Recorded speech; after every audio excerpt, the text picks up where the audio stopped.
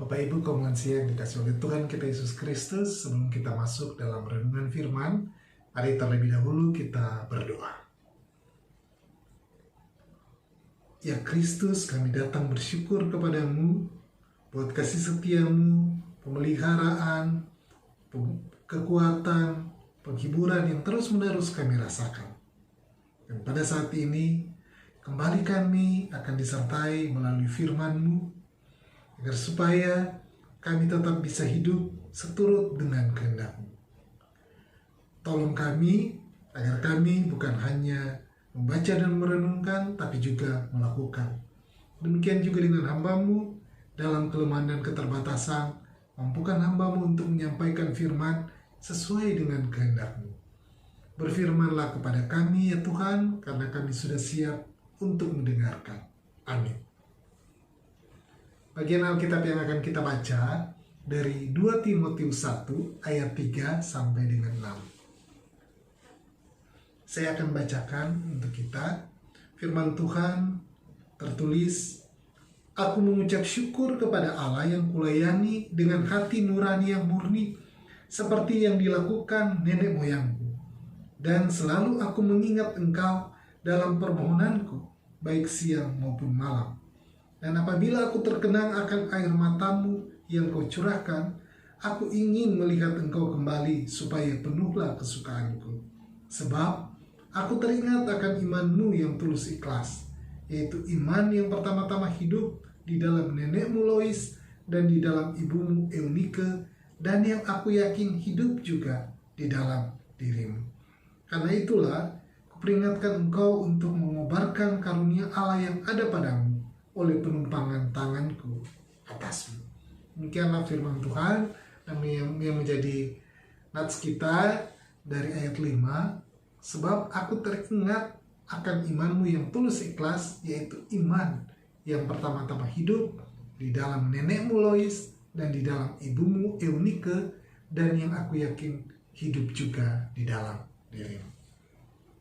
Bapak Ibu kaum lansia yang dikasih oleh Tuhan kita Yesus Kristus, ada sebuah perusahaan kecantikan mengadakan suatu lomba di mana semua orang bisa mengirimkan foto perempuan yang dikenalnya yang dianggap paling cantik. Di antara foto-foto yang dikirimkan ada foto seorang nenek-nenek yang keriput dengan gigi yang sudah ompong. Di balik foto itu ada tulisannya, tertulis, "Nenekku perempuan paling cantik di dunia." Manajer kemudian memanggil anak yang mengirimkan foto tersebut dan bertanya, kenapa dia menyebut neneknya sebagai yang tercantik di dunia. Dan anak itu menjawab, "Karena nenekku adalah nenek yang paling baik, yang mengajarkan hal-hal baik kepadaku. Hatinya cantik, dan hati yang cantik membuat wajahnya menjadi cantik." Manajer perusahaan kecantikan itu bilang kepada anak itu, "Maaf nak, foto nenekmu tidak bisa kami menangkan. Karena kalau foto nenekmu menang, maka orang akan tahu bahwa kecantikan itu bukan dari wajah, tapi dari hati. Dan para perempuan tidak mau lagi membeli produk kosmetik kami."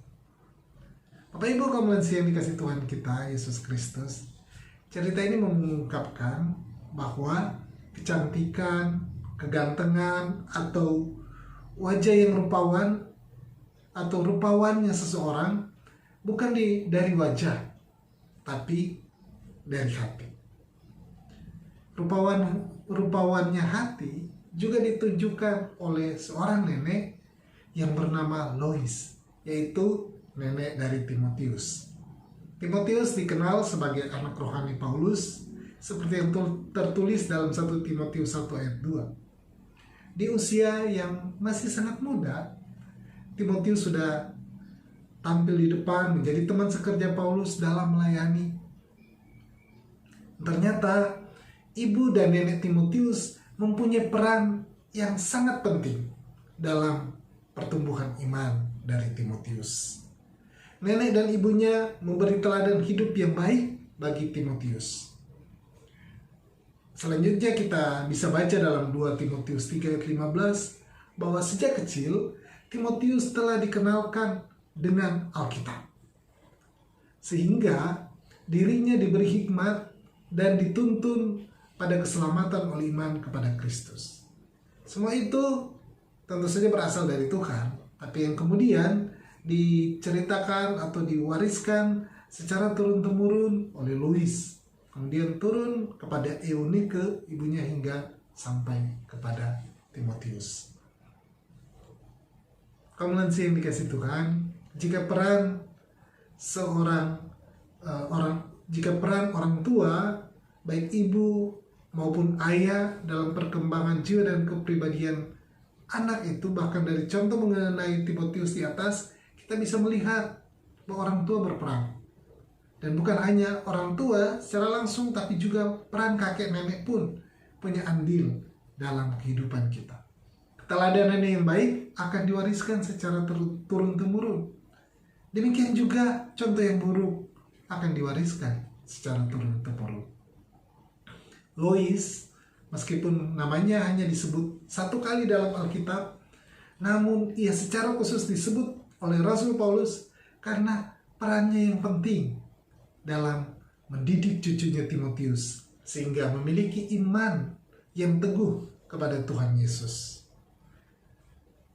Lansia juga menjadi bagian yang penting dalam mewariskan iman, baik di tengah-tengah keluarga, di dalam persekutuan, maupun dalam kehidupan bermasyarakat. Bapak Ibu kaum lansia yang dikasihi Tuhan, seperti biasa ada pertanyaan pendalaman bagi kita yang bisa kita renungkan dan juga kita bisa sharingkan. Pertanyaannya ada dua. Yang pertama, apa saja yang bisa Bapak Ibu lansia teladankan untuk mewariskan iman di tengah-tengah keluarga, khususnya bagi cucu? Dan yang kedua, bagaimana kita meneladankan iman di tengah-tengah jemaat dan masyarakat? Selamat merenungkan dan men-sharingkan perenungan kita. Tuhan memberkati.